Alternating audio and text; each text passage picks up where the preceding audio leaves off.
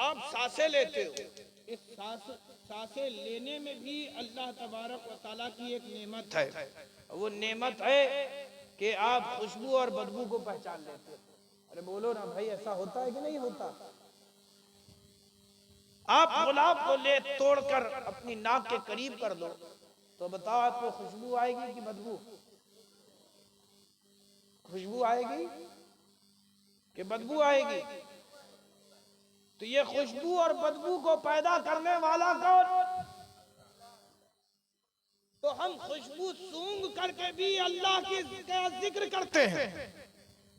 हम खुशबू को सूंघ करके भी अल्लाह का जिक्र करते हैं। अल्लाह तेरा शुक्र है कि तूने इस खुशबू को पैदा फरमाया। अल्लाह बेशक अल्लाह तेरा शुक्र है कि तूने मौसम बनाए, सर्दी, गर्मी, ठंडी। अगर एक ही तरह का मौसम होता तो हमको मजा आता। अरे बोलो ना भाई, बरसात हो रही है, खाली होती रहे 12 महीने तो अरे बताओ ना क्या होगा? तो कुछ ऐसे भी ग़िज़ा है जो हमें नहीं खाने को मिलते। क्यों भाई, ऐसा है कि नहीं है? खाली बरसात होती रहती सालों साल, तो बताओ मिलता आपको? बरसात में क्या चीज पैदा होती है? अरे बताइए ना भाई, खेती बाड़ी करते हैं नहीं करते? धान होता है? अगर खाली ठंडी पड़ती रहती तो ये धान होता? अरे बोलो ना भाई, नहीं होता। अगर गर्मी होती रहती और बरसात और ठंडी आती ही नहीं तो ऐ मेरे प्यारो, तो मालूम चला कि जैसी हमें जरूरत, अल्लाह ने हमारी जरूरतों का इंतजाम किया। हमें हिदायत की जरूरत थी, हमने अपनी अक्ल के जरिए खुदा को चाहा तो हमने सूरज को पूजा, चांद को पूजा, सितारों को पूजा, हवाओं को पूजा, दरख्त को पूजा, नालों को पूजा, समुंदर को पूजा, दरिया को पूजा, नदियों को पूजा, धरती को पूजा, पहाड़ों को पूजा, पत्थर को पूजा, पूजते चले गए। लेकिन हम अपने खालिक हकीकी से गाफिल हो। हम अपने खालिक हकीकी से गाफिल हो गए।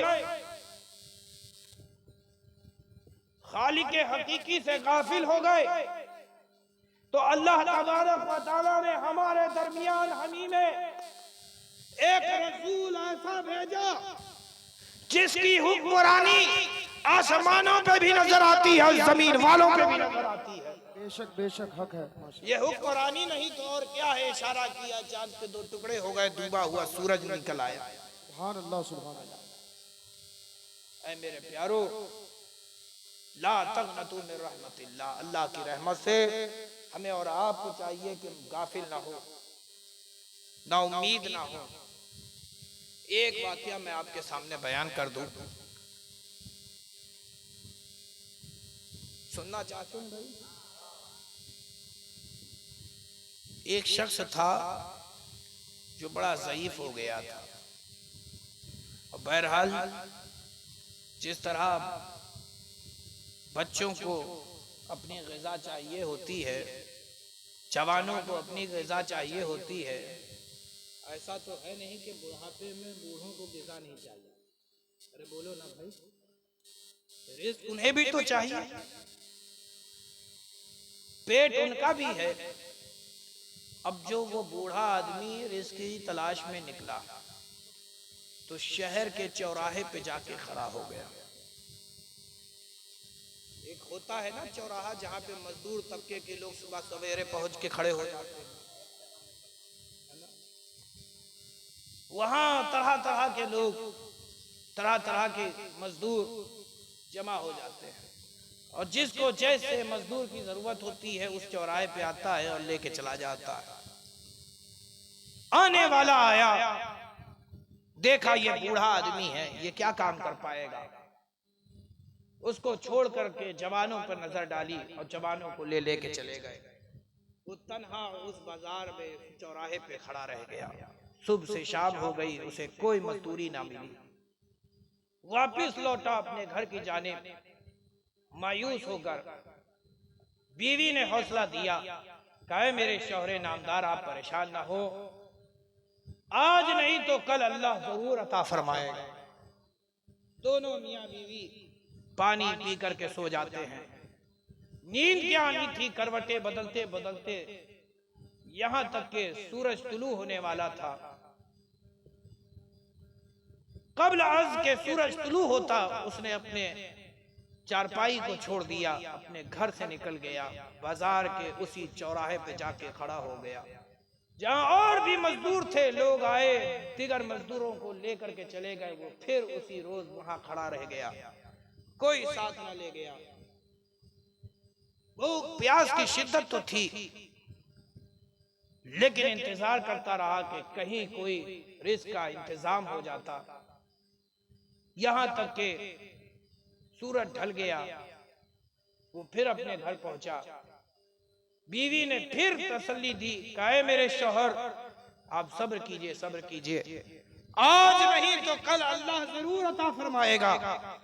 अब ना उम्मीद ना हो, अब मायूस ना हो, अपने हौसले को बुलंद रखिए, आज नहीं तो कल अल्लाह जरूर हमारे खाने पीने का इंतजाम फरमाएगा। बीवी ने तसल्ली दी, शौहर को इत्मीनान हुआ। दोनों ने फिर पानी पिया और फिर अपनी अपनी चारपाई पे जाके लेट गए। नींद क्या आनी थी, सुबह होने का इंतजार करता रहा, यहां तक के कब्ल अज़ के सूरज तुलू होता वो फिर चौराहे पे जाके खड़ा हो गया। लोग आए, हस्ब मामूल नौजवानों को लेके चले गए, वो बूढ़ा फिर वहीं खड़ा रहा, यहां तक के ज़वाल का वक्त आया। अब उसकी कमर झुक गई, उसके हौसले पस्त होने लगे, उसके आंखों में अश्क उतर आए, उसके बदन पर कपकपी और कमजोरी जाहिर होने लगी। बूढ़ा पहले से था, भूख प्यास ने और कमजोर बना दिया, यहां तक के जो आंखों में पानी उतर आया था छलकने लगा और कदम न चाहते हुए भी नाउमीदी के साथ घर की तरफ बढ़ने लगे। एक मंजिल पे ख्याल आया, कहीं ऐसा ना हो कि आज भी मेरी बीवी मुझे खाली हाथ देखकर, जो कल तक मुझे इत्मीनान और सुकून दे रही थी, मुझे सब्र की तलकीन दे रही थी, कहीं ऐसा ना हो कि उसके सब्र का पैमाना छलक जाए। कहीं ऐसा ना हो कि मेरी बीवी की निगाह में मैं उसकी जरूरतों को पूरा करने वाला जो कल तक मैं शौहर था, कहीं ऐसा ना हो कि मेरी जो इज्जत मेरी बीवी के दिल में है वो कम हो जाए। अब जैसे ये ख्याल आया, उसके कदम घर की तरफ जो बढ़ रहे थे मुड़ गए, जंगलों की तरफ चले गए। चलते चलते एक दूर कहीं झोपड़ी नजर आई, जो वीरान झोपड़ी थी, उसी झोपड़ी में उसने अपना बसेरा किया, अपने सर पे जो गमछा था उसे मुसल्ला बना दिया, क़याम किया, रुकू किया, सजदा किया और बाद सलात वो सजदे में जाकर के अपने रब से दुआएं करने लगता है। खूब अश्कबार होता है, यहां तक के जब वो अपने सर को उठाता है तो आसमान पे अंधेरा छा चुका था, सूरज की जगह चांद ने ले ली थी। अब उसे अपनी बीवी की तन्हाई का ख्याल आया कि मेरी बीवी तो घर में अकेली होगी, रात हो चुकी है। न चाहते हुए भी वो अपने घर की तरफ बढ़ा। मायूस था, दिल चूर चूर था, कमजोर जिस्म था और उसने बड़ी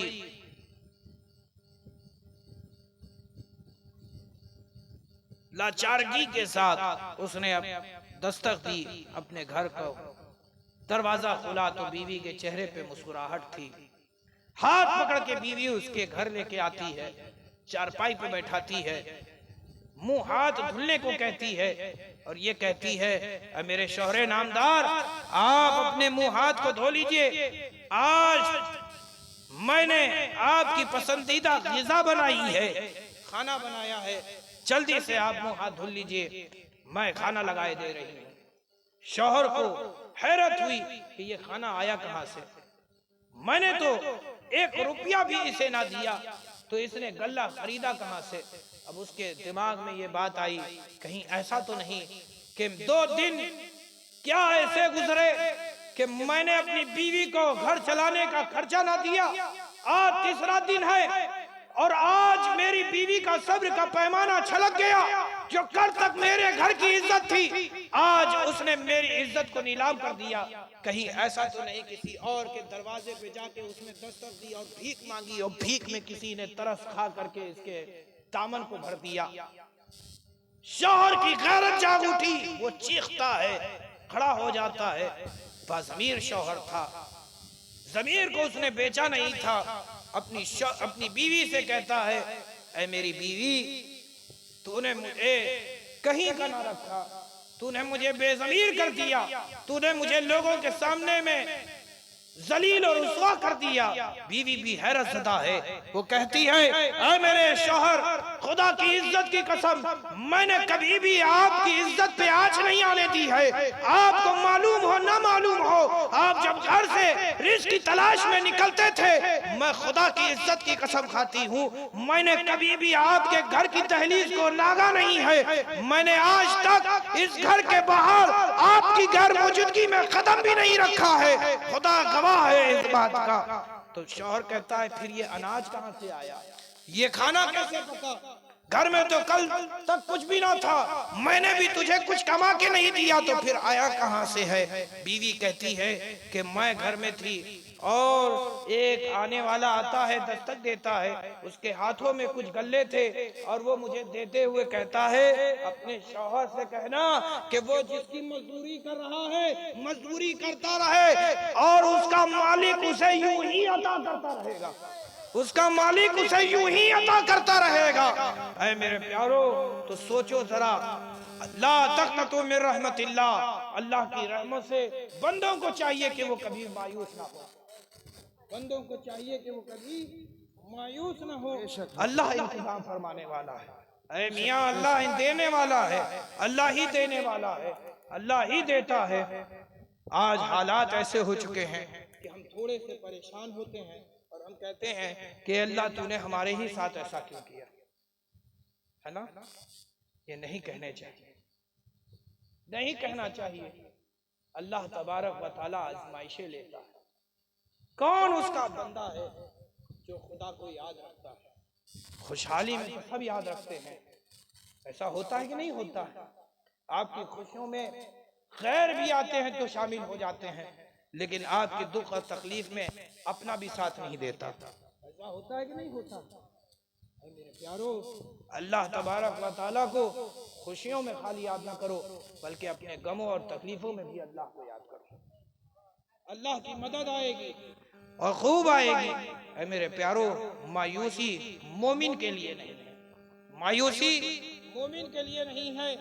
अरे मोमिन तो वो मोमिन होता है कि जब तक जमीन पर रहता है, अल्लाह का बंदा होता है और अल्लाह की नेमतें खाता पीता है और उसका जिक्र करता है, और जब वो बंदा उसे मौत आती है तो जानते हो, ये बंदा जब कब्र की दहलीज में होता है तो निदा देने वाला निदा देता है, क्या फरिश्तों इसको सो लेने दो, ये मेरा बंदा, ये मेरा बंदा है। ऐ मेरे प्यारो, कितना अच्छा हो कि हम उस मकाम को पहुंच जाएं। तो अपनी रातों को आपने कुर्बान किया है, यकीन जानिए कि ये ज़ाय नहीं होंगी। क्यों? क्योंकि हदीस शरीफ में आता है कि अल्लाह तबारक व तआला पहले आसमान पर अपनी तजल्ली फरमाता है और निदा देता है कोई मांगने वाला, मुझसे मांगे। वो देने वाला रब आसमान दुनिया पर तजल्ली फरमा के निदा देता है, कोई मांगने वाला मुझसे मांगे, रिस्क मांगेगा मैं रिस्क दूंगा। जिंदगी मांगेगा मैं जिंदगी दूंगा, औलाद मांगेगा मैं औलाद दूंगा, दुनिया की नेमतें उसी के लिए कर दूंगा, लेकिन बशर्त यह है कि उससे मांगने वाला भी तो होना चाहिए। लेकिन ऐ मेरे प्यारो, अपने मांगने में सिर्फ इतना करना, हो सकता है हमें मांगने का तरीका ना हो, हमें मांगने का ढंग ना हो, अपने रब को राजी करने का सलीका ना हो, लेकिन अपनी दुआओं में ऐ मेरे प्यारो रसूल करीम सल्लल्लाहु अलैहि वसल्लम को शामिल कर दिया करो, रसूलुल्लाह को शामिल कर दिया करो, क्योंकि वो खुदा की रहमतों में सबसे बड़ी रहमत है, खुदा के फजल में सबसे बड़ा फजल वही है। कुल बिफज़लिल्लाहि व बिरहमतिही फबिज़ालिका फलयफ़रहू, ये भी कुरान मजीद में इरशाद है ना, हुवा खैरुम मिम्मा यजमऊन, ये कुरान पाक फरमा रहा है। तो अपने महबूब सल्लल्लाहु ताला अलैहि वसल्लम, ये वो महबूब हैं जो खुदा का फजल भी है, खुदा की रहमत भी है, और जब बंदो तुमने उसे पा लिया है तो खूब खूब खुशियां मनाओ, ये उससे बेहतर है जो तुम जमा करते हो। ऐ मेरे प्यारो, अल्लाह की याद हम मनाना चाहते हैं तो ये उस वक्त तक मुकम्मल नहीं हो सकता जब तक हम जिक्र मुस्तफ़ा ना कर लें। जब हम जिक्र मुस्तफ़ा करते हैं, रसूल का जिक्र होता है, याद खुदा की आती है, जिक्र रसूल का होता है, याद खुदा की आती है। ऐसा होता है कि नहीं होता? अरे कलमा तैयबा में अल्लाह तबारक व तआला ने अपने महबूब को जुदा ना रखा, अपने नाम के साथ अपने महबूब का नाम शामिल कर दिया है कि नहीं? ला इलाहा इल्लल्लाह मुहम्मदुर रसूलुल्लाह, है ना? ये है ना कलमा। नामे खुदा और इसमें मोहम्मद दोनों जमा है कि नहीं? अरे बोलो ना भाई। ला इलाहा इल्लल्लाह अल्लाह, बेशक मुहम्मदुर रसूलुल्लाह, मुहम्मदुर रसूलुल्लाह। तो अल्लाह ने ये पसंद ना किया